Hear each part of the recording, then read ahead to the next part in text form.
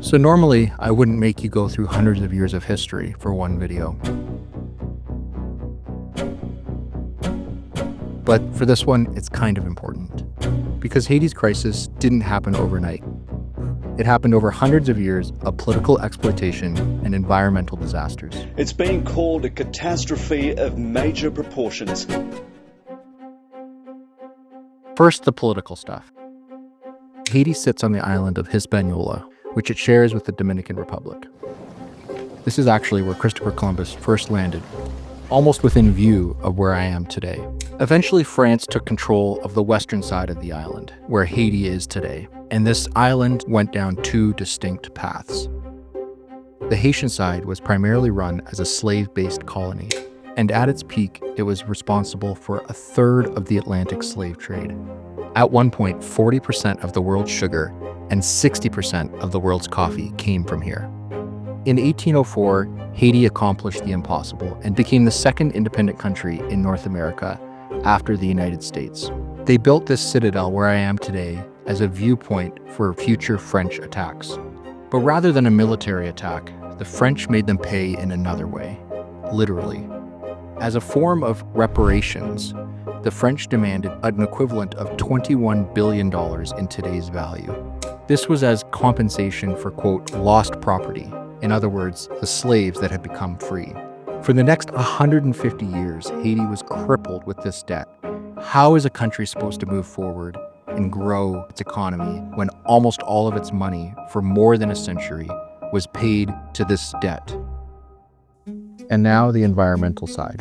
The Haitian side of the island was already more mountainous and received less rainfall than the Dominican side. But the agricultural exploitation and deforestation during the French rule meant that Haiti's soil was less fertile for agriculture. Power services, even in the cities, can be very spotty, and so people are still reliant on charcoal from firewood in order to cook their food and provide for their families. And so the forests here continue to be depleted. Estimates put the loss in Haiti at over 98% of its original forest cover, compared to about 40% in the Dominican Republic. This has caused massive erosion that washes the topsoil into the sea. One natural disaster can have very different effects on either side of the island. Because of the deforestation on the Haitian side, this landslides and flooding becomes much more common. And that leaves us to today.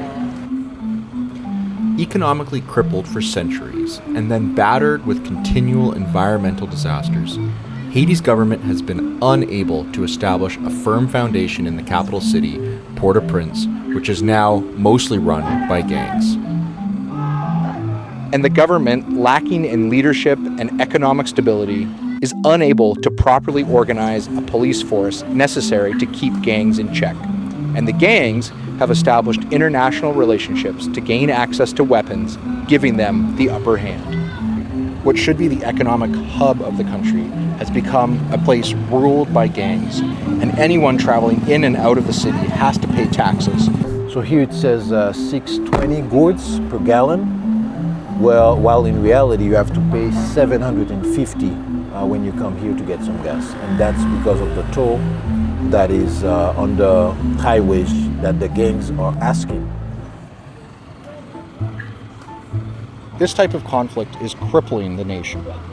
And it means that people that were already dealing with inflation that everyone else in the world is dealing with has an increased inflation because of the gang activity and the extra taxes that they're having to pay.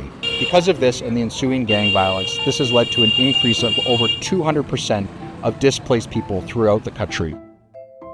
Bon, moi j'ai une vie, bon pas dire une vie riche, même ta vie normale parce que petit moi dans l'école normale, on te manger, on te prendre bien normal, on t'a travail pour c'est tout premier, et te venir marcher ba toute caille qui dans zone là du feu. Ba gen le choix c'est retirer petit moi là avec maman. De vivre pile bagay. Et si m pas get en courir tout, moi t'a mourir avec toute petite moi. L'aime passer, m jeune monde qui mourir à terre, bandi yo te get arrivé yo tirer sur nous. C'est grâce à bon Dieu qui fait que nous camper là. Après ça, nous passons pas enragés, nous bat toute vie enragée qui gagne, nous monter monde, nous descendre monde. And so people are leaving and fleeing this city, and many of them are choosing to move to the only other country they have easy access to, which is on the same island as them, the Dominican Republic. But I want to back up and tell you two main ways that Haitians end up in the Dominican Republic. The first was back in the early 20th century when the Dominican government actively recruited Haitians to come to their country to work on sugar plantations. So now, years later, you have multiple generations that have been living in the Dominican Republic with Dominican citizenship because they were born there. The other way, of course, is because of the unprecedented gang violence that I outlined earlier. In 2013, the Dominican government passed legislation that stripped any Haitians that had been living in the country of their Dominican citizenship. This means that generations later, people that were born in the Dominican Republic lost their Dominican citizenship. Of course, they didn't have Haitian citizenship because they had not been born there. Their grandparents maybe were born there. They're essentially stateless now. Many have crossed the border to neighboring Dominican And then, Republic. to make matters There, worse, they live in fear and limbo.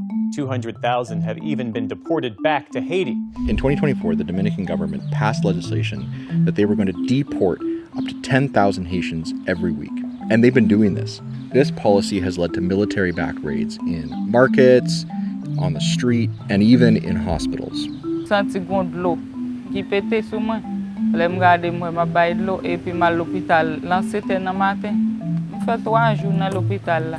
E pi le pou n'ale li yo di m'pap ka ale bagay m'gen immigration pou mwe anvan bay sa yo. E li pap ka ale avem kon sa bagay. Konya yo di yo pa konen. Kelke soit nationalité bébé ye ya, depuis maman bébé ale Haiti pour bébé ale Haiti. This was her 11-day-old child that she had given birth to in the Dominican Republic and then was deported from the hospital without her partner back into a country that she had not been in for years. Or how about this young boy that left Port-au-Prince because of gang violence years ago as a 10-year-old with his brother? Mde kite Haiti, mde al viv tiye, ke mde vle al sorti tet mwen Haiti, mde vi al travay.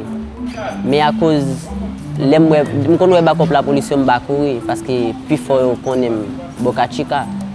Konya pendant m leve kon sa m bal travay et puis depuis en bas mon bay immigration k'ap vini m bakouri paske m konen nan zone bola kay mwen bosse patap jam ka pram. He's still separated from his family, separated from his brother, and no place to go, and no source of income. and even children that are in the Dominican Republic with their parents face risk of being deported alone. Ou bien lakay moun nan pran. Donc, lè yo lakay moun sa pran li yo kon tout pran ti moun sa. Kote ke parce que Haïti avec République Dominicaine gen loi aussi pour pas déporter ti moun. Donc pour éviter que yo di yo déporter ti moun, donc yo séparer ti moun sa des adultes que li avec li. Then they can claim that the children are unaccompanied and they can hand them over to a local agency to then be sent to a Haitian agency like this. Now they are no longer the problem of the Dominican Republic, but instead they are alone in a country they do not know without their parents.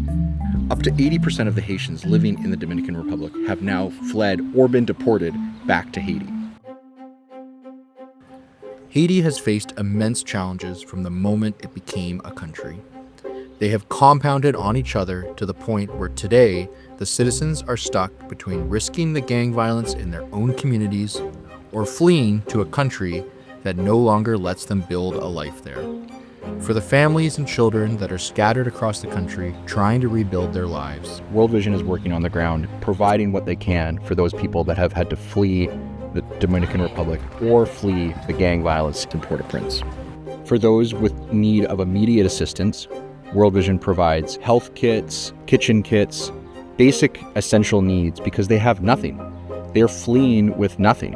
and for long-term sustainability, World Vision provides agricultural training and supplies for families to feed themselves and fund their future, or job training for youth so they can generate an income regardless of the situation they came from, because every child deserves hope and a plan for the future.